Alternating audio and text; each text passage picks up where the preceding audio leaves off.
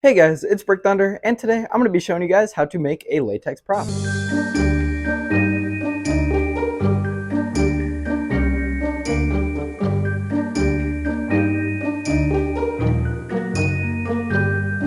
Alright, so I say prop, but you can also use this method to make masks and entire animatronics and stuff as well. This is the same method Distortions uses and many other companies out there.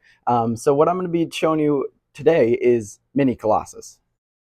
As you can see, there's a lot of molds here, and a lot of them are just half molds. That whole top shelf is, most of these ones are, but then I have some of my two-part ones. That's a two-part. That is a two-part that didn't fully work, and I'm not really sure where the rest of that one is. This is Baby Colossus. He is also a two-part. All right, so here is Mini Colossus's mold. It's not the cleanest mold. This was one of the first two-part molds I did.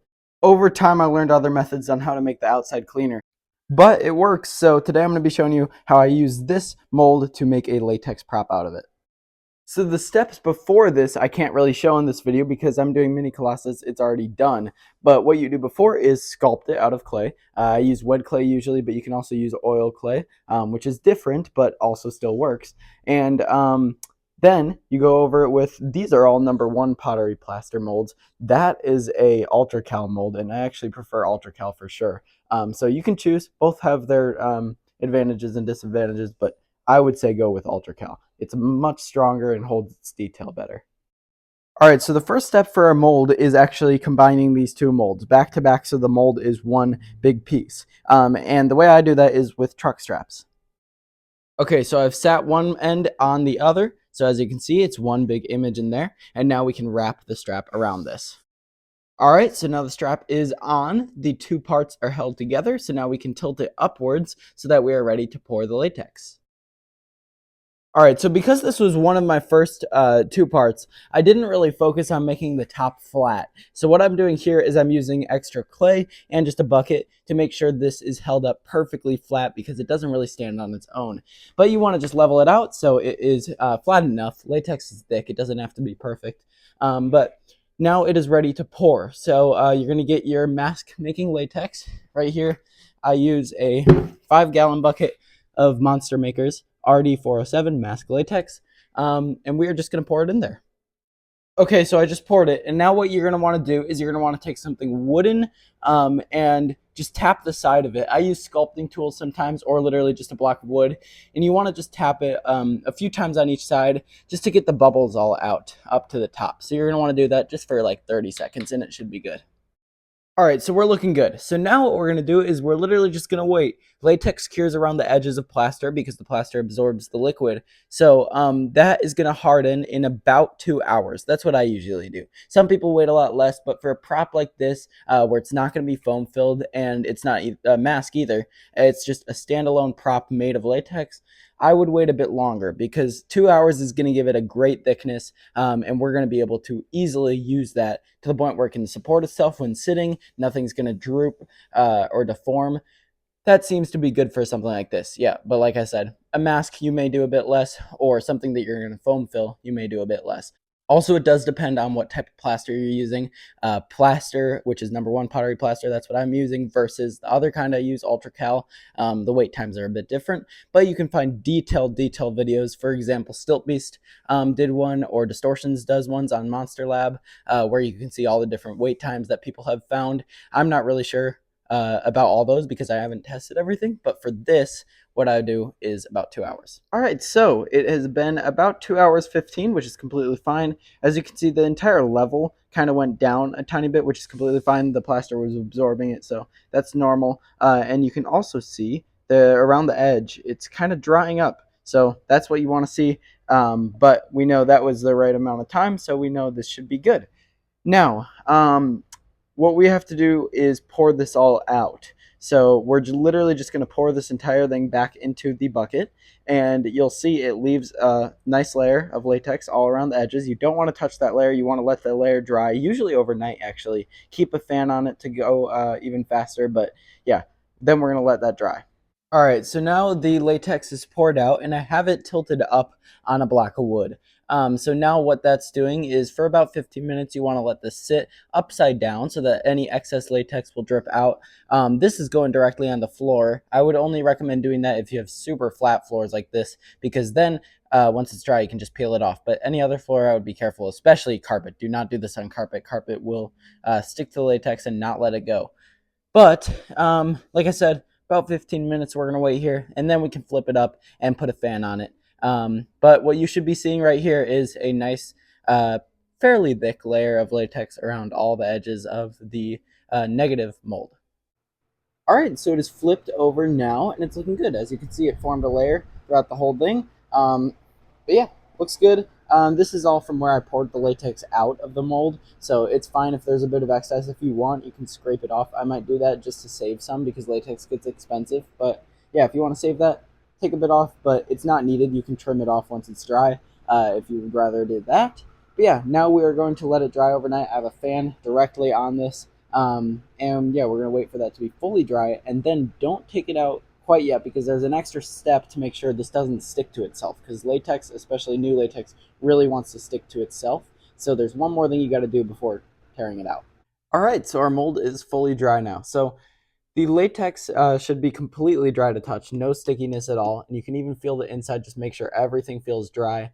And actually, there will be some bubbling up too. Sometimes it kind of splits from the plaster, and that's how you really know it's good, because now it is just its own layer of rubber. So he is ready to be pulled. So now, like I said, there's one more step, which is take the same plaster you used to make the mold. If you have any extra dust, I'm going to take some from right here, and you literally just get a tiny, not even a handful, just a tiny, tiny little bit, and just sprinkle it all in there. You can blow it around with air or just with your mouth. Just make sure it coats everything. This you can wash off eventually, but just to pull it out, you really want everything to be coated in this dust, because then it won't stick to itself, because latex does that. Now, I found this to be the easiest way to pull it out. You kind of tear off the latex from the top of the mold, just a tiny bit. Doesn't have to be perfect. And then you literally just remove the top half. So now it's completely open like this, and now we can really just start peeling it out. Okay, so this is what it's looking like straight out. So we definitely have a lot of work to do. As you can see, this always happens with two-part molds. There's a bit of seeping, and people get really good at it to the point where this hardly happens. This was one of my first ones, so it wasn't great. As you can see, some got out. So we have to trim that, and then we have to Dremel that to make it really flat. And also, we can trim around the base right here. Also, this is really, really like squishy latex right now. It's not wet, but it doesn't get to its full strength for a few days actually. So keep it supported. Stuff like this, I'm gonna have to support the chin just to make sure there's no deformity, because as you can see, it's kind of slouching already. Um, but other than that, it'll be good. It should be able to support itself still because we waited long enough to make it thick enough. But yeah, just a few days till it's fully cured. All right, the base is now trimmed up, as you can see, looks clean. So now we can move on to trimming this. And I'm gonna start with the scissors, trim around as close as possible, and then we'll go in with the Dremel for the detail. All right, so this is what it's looking like after the scissors. And it's already looking pretty good, but now we're gonna go in to really detail this and make sure it's flat with the Dremel. All right, so he's looking like this now. This is all dremeled right here, and I believe what some companies do is they go over this with a wet layer of latex then to just make it perfectly flush. And I don't plan on doing that with this guy because he's really small, but if you want to go for realism, or if you're doing a mask, that's probably something you should do just to make it perfect. But as you can see, it worked pretty well. So the paint is going to go right over that, and you won't really be able to tell that's there. All right, so first we got to mix the base coat, and this is Distortion's method, so credit to them for this. What they do is one part paint, and this is the blue for Colossus, and then one part mask making latex. I'm using just a standard color because you don't want to use black, because black would change the paint color. And then one part water, and then you are good to put that mixture into the quart sprayer and spray the base coat over the latex. All right, so I just applied the base coat and it's looking good. So now I have a fan on it. We're gonna let it dry for a little while. But yeah, looking good. I will then come back and do the airbrush details, which I will show. Okay, so now that we've done the base coat, it's time to move on to detail painting. So we have green for the eyes, We have purple for the details. This is kind of a purplish pink, but when it's on him, it definitely looks more purple because it mixes with that blue. And then we have FW ink. This is the exact thing you need. You can't use black for this because we are going to do a rub out on certain sections of him, and a rub out only works with ink. So FW ink, it's great. You can find it on Amazon and at art stores. You need some white, and it does work with the airbrush like white as well. I am gonna have to mix paint with this to thin it. I just ran out of airbrush white, so for now I'm just using normal white acrylic, and that is for the eyes as well. And then we have epoxy resin. This is for any parts that are going to shine. So his nails, his teeth, his lips, his eyes, all those shiny, glossy parts, that's with the resin. And then an airbrush. All right, so now we are at the step where it is time to detail. So we have all those paints that I just showed you, and we're good to go. So I'm going to start with the black and purple, and then we're going to move to the other colors and resin because those all deal with the eyes and the mouth. Although we will still be using purple for the mouth because that's the color of his lips. But you want to do all your painting before you do the rub out, so this will be one of the last things we do for that area. But we can also use this for other things that don't require a rub out, like the ears and some shading along the legs and arms. So let's start with that shading, and then we'll move to purple, and then we will start with the eyes. All right, so a little bit of ink goes a long way. You really don't need much. So I put in a very, very slight bit, as you can see.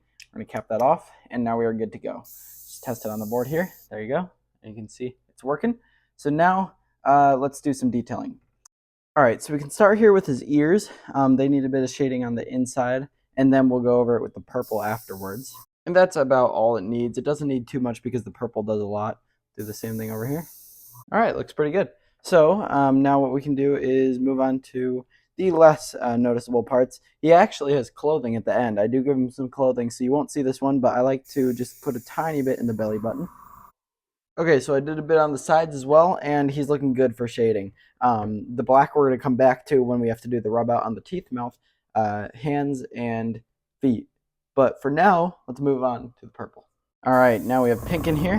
Give it a little test. Looking good. So the purple, this is going to go over as kind of like an ombre look to him. He actually, the real Colossus, has this pretty consistently throughout him. The ears are one of the most noticeable parts right here. We're going to do the back and front. Kind of just transitions from blue to purple at the tip of the ear. And it's actually pretty effective. It looks really cool. There you go. That's what it looks like. Do the same thing over here. And it's looking good. So we're also going to use this on the hands, feet, and then the lip. So the hands, I'm just going to do it at the tip of the fingers. All right, so now he has a bit of purple there, and then we are going to do the fingernails later. So as you can see, it just helps make the skin a bit more realistic. We can do the same thing over here to the toes. Don't worry about getting it on the nails yet, because like I said, we're going to go over those with white. And now here's the difficult part. Now we have to be detailed and go over this whole lip. And you don't have to worry about getting it inside the mouth because that is all going to be black later. And it's going to look like he's wearing lipstick right now.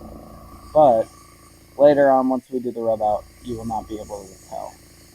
So yeah, super bright right now, but remember all that's going to be black inside, and then we're going to go over this entire thing with rub out, so it's definitely going to fade more into that. We are going to do a rub out on the teeth as well. It won't just be the lip. Okay, so just add a tiny bit of purple around his belly button here, but then he's looking good. So that is all of his purple. Now we have to wait for this to dry before we do the rub out. So the next step will be white, because white, we have to do the base coat for the eyes. We have to do all the nails with white, and then also the teeth.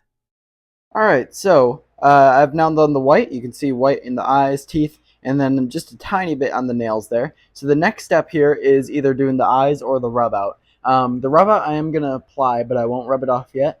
And then we're going to move on to the eyes, which I will show you how to do.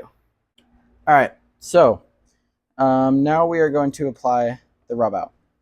So how a rub out works is you paint it over any details you want to catch. Some of his details have faded over time just because every pull out of #1 pottery plaster does kind of fade some details. So That's one reason I like using Ultracal, because Ultracal is definitely stronger. But in details like the hands and stuff, you're going to want to paint this over, and then you're going to rub it off with a sponge with isopropyl alcohol, and that will just leave it in the details. It'll take off any over the skin, but just in those little cracks and crevices in the fingers, it'll stay there. So it basically acts as like a shading. We're also going to paint it in the mouth, over the lip, on the teeth, so that the teeth have some nice detail. And then we're going to use this in the airbrush again for the eyes. We won't paint the eyes with a brush. So you're going to go over the nails and then also go in between the little detail cracks. So just kind of get it all over that. You do not have to be precise at all, because the isopropyl alcohol will take this off of any areas you don't want it to be on. Then we're going to do the same thing up here to his hands. So with bigger things, a lot of people spray this on or paint it over way larger and just kind of over everything. With smaller things like this, I like to get a tiny bit more detailed. Not that this is detailing at all. It's just, instead of painting the entire fingers, I like just going over the spots that need the rub out, just in case not all of it comes off. You don't want a ton of extra shading in random places. So just over the spots that need it, where there's a tiny bit of detail in the sculpt. That's where you want this. All right, so now we're gonna move on to the mouth here. Don't be afraid to get this all inside here like that, because that's gonna stay. You wanna be kind of detailed with that. We won't rub that out. The only part we're gonna rub out here is the lip, which is what I'm doing now. That's gonna get rubbed off. And then we can also go around and above the teeth. You may want to keep a bit of that around, because that does look kind of good. But now this part will all be rubbed off the teeth.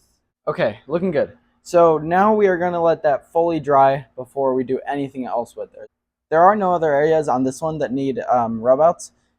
So we can wait for that to fully dry, rub that off when we need to. But for now, we're going to work on the eyes. Okay, so now I have black loaded back into this.